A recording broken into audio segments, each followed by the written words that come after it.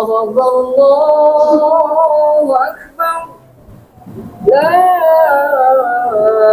إله إلا الله. الحمد لله والعاقبة للمتقين. أشهد أن لا إله إلا الله وحده لا شريك له، وأشهد أن محمدا عبده ورسوله إرغاما لمن جاهد به وكفر، وأشهد أن سيدنا محمدا عبده ورسوله شهيد الخلائق والبصر.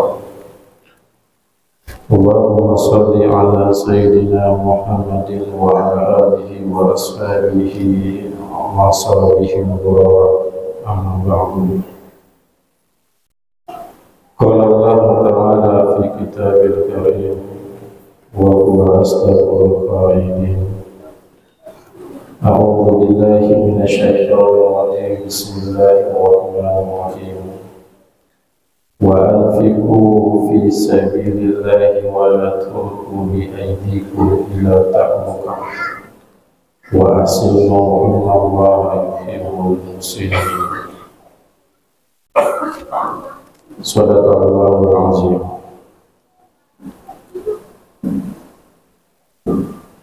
Ma'asyiral muslimin, jamaah Jumat yang insyaallah dimuliakan oleh Allah Subhanahu wa taala. Segala puji hanya milik Allah. Salawat dan salam kita aturkan kepada kekasih Allah, yaitu Rasulullah sallallahu alaihi wasallam, beserta keluarganya, para sahabat, dan semoga Allah mengumpulkan kita semuanya di surga yang paling tertinggi, surga yang diberikan secara keistimewaan untuk Rasulullah sallallahu alaihi wasallam, yaitu surga Firdaus. Sebagai khatib, saya mengingatkan secara pribadi, wabil khusus kepada jamaah yang ada di Masjid Pelabuhan ini, untuk marilah senantiasa bertakwa kepada Allah. Tak bosan-bosannya khatib mengingatkan ini, karena takwa yang akan kita bawa di hadapan Allah, semua akan kita tinggalkan, dan takwa itulah yang akan menghantarkan kita untuk Allah masukkan kita ke dalam tempat yang penuh dengan kebahagiaan, yaitu surga. Takwalah yang akan merubah perilaku anak-anak kita. Takwalah yang akan mewujudkan keluarga kita sakinah, mawaddah, warahmah. Takwalah yang akan menjadi penentu ketika mencari rezeki, halal atau haram. Takwalah yang dapat meraih yang namanya husnul khatimah. Dan tidak ada jalan lain kecuali dengan meningkatkan iman dan ketaatan kita kepada Allah. Kalau makan saja masih membuat kita pusing untuk tidak makan, sehingga kita harus bekerja agar perut kita bisa terisi makan dengan makanan. Begitulah dengan iman, begitulah dengan takwa. Takwa itu harus diisi dengan meningkatkan kualitas iman dan ketaatan kita kepada Allah. Kalaupun tidak bertakwa, Allah tidak marah. Tapi Allah ingin sampaikan, in ahsantum ahsantum li anfusikum. Semua yang Anda kerjakan, yang bapak-bapak kerjakan hari ini, sampai menjelang kematian, Allah akan balas berdasarkan perbuatan. Jadi ketika hidup penuh dengan dosa, Allah akan balas dengan dosa. Tapi ketika hidup penuh dengan kesalehan, maka Allah akan balas dengan kesalehan. Dan tidak secuil pun Allah Subhanahu wa Ta'ala akan menzalimi hamba. Semuanya akan dibalas berdasarkan apa-apa yang telah kita tunaikan. Jamaah Jumat yang dirahmati oleh Allah, Rasulullah Sallallahu Alaihi Wasallam mengabarkan kepada kita, ternyata setelah kita Islam, setelah kita beriman, setelah kita taat pada Allah, Allah mengingatkan kembali melalui pesan kekasih Allah, yaitu Rasulullah Sallallahu Alaihi Wasallam. Rasulullah Sallallahu Alaihi Wasallam pernah memberikan kabar, dan ini hadis ini sahih sebagaimana yang diriwayatkan oleh Imam Muslim. Rasulullah Sallallahu Alaihi Wasallam memberikan kehati-hatian setelah kita beriman, setelah kita taat, setelah kita melaksanakan perintah Allah. Setelah itu Rasulullah mengingatkan ada 4 golongan. Ada 4 golongan orang-orang yang akan terhinakan, dihinakan di dunia, terlebih-lebih dia akan dihinakan di akhirat. Ini janji Allah, dan Allah ketika berjanji tidak ada secuil pun janji tersebut Allah ingkar. Liman yasha, dan janji itu akan diberikan nanti kepada mereka yang percaya atau tidak. Di antara 4 golongan tersebut hadirin, ada salah satu yang ingin saya sampaikan, karena kalau diurutkan terlalu panjang dan tidak memungkinkan dengan waktu dan keadaan. Salah satu yang ingin saya sampaikan yang membuat orang terhina di hadapan Allah itu, Allah menyebutkan dalam surah Al-Baqarah ayat 195, wa anfiqu fi sabilillahi wa la tulqu bi aydikum ila tahlukah wa asinu innallaha yuhibbul muhsinin, kata Allah. Infakkanlah hartamu di jalan Allah. Dan Allah Subhanahu wa Ta'ala setelah memerintahkan untuk menginfakkan harta di jalan Allah, Allah ingatkan, janganlah kalian menjerumuskan diri kalian dengan sesuatu yang membuat kalian terhina di hadapan Allah. Berbuat baiklah, karena sesungguhnya kebaikan itu merupakan isyarat tanda-tanda Allah cinta kepada hamba. Jamaah yang dirahmati oleh Allah, yang menarik adalah kalimat wala tulqu bi aydikum ila tahlukah. Janganlah menjerumuskan dirimu menuju kebinasaan. Janganlah membuat engkau terhina di hadapan Allah. Saya agak penasaran apa sebenarnya maksud dari Allah ketika Allah menyebutkan wala tulqu bi aydikum ila tahlukah. Ternyata ketemulah makna apa yang dimaksud oleh Allah Subhanahu wa Ta'ala. Disebutkan oleh sahabat Nabi Sallallahu Alaihi Wasallam yang bernama Ayyub Al-Ansari radhiyallahu anhu. Ayyub Al-Ansari ini adalah salah seorang sahabat yang begitu dekat dengan Rasulullah. Kemanapun Rasulullah pergi, Ayyub Al-Ansari ini selalu menemani Rasulullah. Bahkan rumah beliau diwakafkan untuk Rasulullah ketika Rasulullah hendak berhijrah ke Madinah. Sehingga Ayyub Al-Ansari ini tahu tahu secara detail ketika turun ayat ini, karena Rasulullah SAW yang menyampaikan tentang wala tulqu bi aydikum ila tahlukah, dan sekaligus apa maksudnya.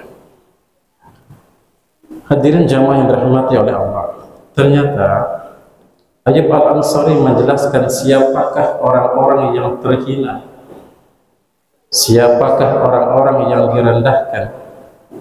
Hari ini mungkin kita di hadapan saudara kita terhormat, dipandang, dihargai, dihormati, bahkan disegani karena kedudukan kita, karena ketokohan kita, karena nasab kita, atau karena ekonomi kita disegani. Akan tetapi hadirin, nanti di hadapan Allah, apa-apa yang membuat kita bangga nanti ternyata Allah akan hinakan diri kita. Terhinalah diri kita. Hari ini kita melihat ayam, bebek, burung, kucing, tikus, mungkin itu adalah makhluk Allah yang hina, yang mungkin bagi kita nyawanya tidak ada harganya. Seenak-enak kita mau pukul, kita mau tendang. Akan tetapi hadirin, Allah menjelaskan tsumma radadnahum asfala safilin. Orang-orang nanti akan terhinakan, akan dihinakan, akan direndahkan, layaknya seperti hewan yang ia pernah lihat di kehidupannya, yang menurut ia hewan tersebut rendah, hewan tersebut hina, cacing hina mungkin. Akan tetapi kedudukan cacing nanti di hadapan Allah jauh lebih mulia. Apakah yang membuat orang-orang tersebut terhina?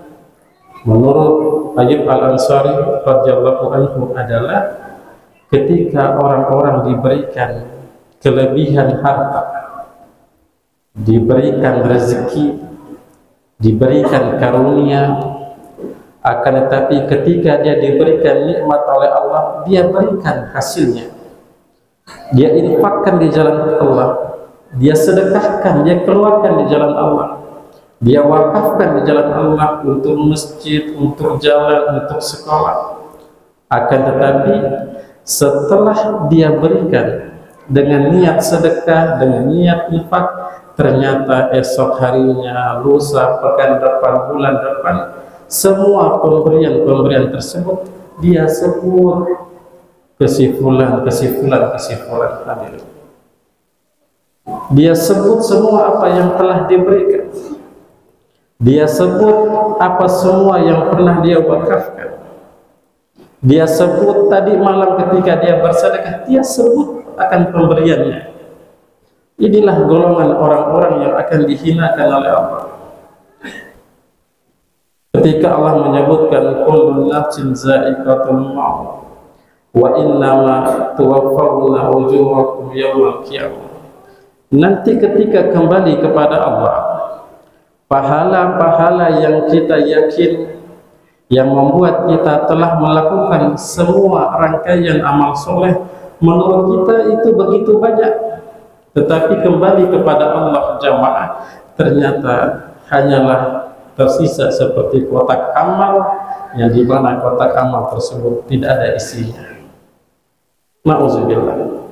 Dan ini adalah salah satu tanda ketika seseorang tersebut meniatkan sesuatu dengan sedekah, dengan ibadah, lantas ia menyebut semua pemberiannya. Ini adalah salah satu faktor menurut Ayyub Al-Ansari, orang-orang tersebut terkena ayat ini, wala tulqu bi aydikum ila tahlukah. Hadirin, syukur itu akan berbuah ketika kita ikhlas, sabar itu akan berbuah ketika ikhlas, dan ibadah itu akan nampak kekuatan ibadah tersebut ketika seseorang ikhlas. Inna sholata tanha 'anil fahsya'i wal munkar. Kenapa sholat itu bisa mencegah perbuatan keji?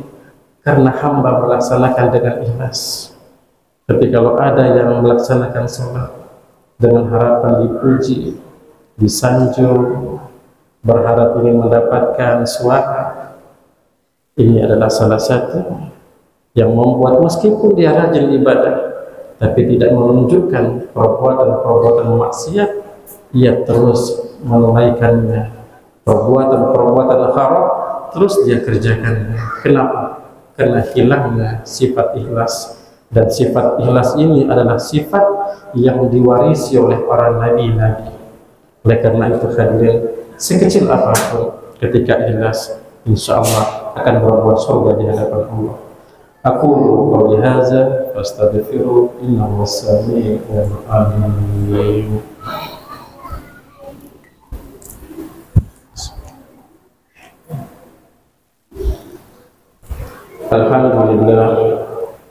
Alhamdulillah hamdan katsiran mubarakan.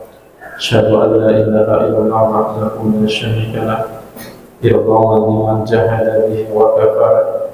Wa asyhadu anna sayyidina Muhammadan abduhu wa rasuluhu syahidul khalaiqi wal basar. Allahumma shalli ala sayyidina Muhammadin wa ala alihi wa ashabihi wa sahbihi wa ya ayyuhan nas ittaqullaha wa qul khairat wajtanibus sayyi'at fi kulli waqtin wa hin. Qala Allah ta'ala fi kitabil karim. A'udzu billahi minasyaitonir rajim. Bismillahirrahmanirrahim. Inna Allaha wa malaikatahu yusholluna 'alan nabi ya ayyuhallazina amanu shallu 'alaihi wa sallimu taslima. Fa'ajibu ila Allahi idza da'akum wa sallu wa sallimu man bihi hudakum. Allahumma sholli ala sayyidina Muhammad wa barik ala sayyidina Muhammad wa ala tabi'in wa tabi'in tabi'in wa tabi'in ihsanin ila yaumiddin warḍa 'anna bi rahmatika ya arhamar rahimin. Allahumma ighfir lil mu'minina wal mu'minat wal muslimina wal muslimat al ahya'i minhum wal amwat innaka sami'un qaribun mujibud da'wat ya qadiyal hajat. Allahumma aslih ummata Muhammad, Allahumma arham ummata Muhammad, Allahumma ja'al ummata Muhammad. Allahumma man nasara ad-din warzuq man khazala al-muslimina baldatan Indonesia baldatan thayyibatan tajri ahkamaka wa sunnata rasulika ya hayyu ya qayyum ya ilahana ilaha kulli syai'in hadza la yaf'ala. Allahumma dafa'anna al-bala' wal bala'i wal fahsya'i wal munkar wal baghi was suyuf wal mukhtalifah wasyada'id wal mihana ma zahara minha wa ma batan min baladil hazi khassah wa min buladil muslimin 'amma innaka 'ala kulli syai'in qadir. Rabbana atina fid dunya hasanah wa fil akhirati hasanah wa qina adzabannar.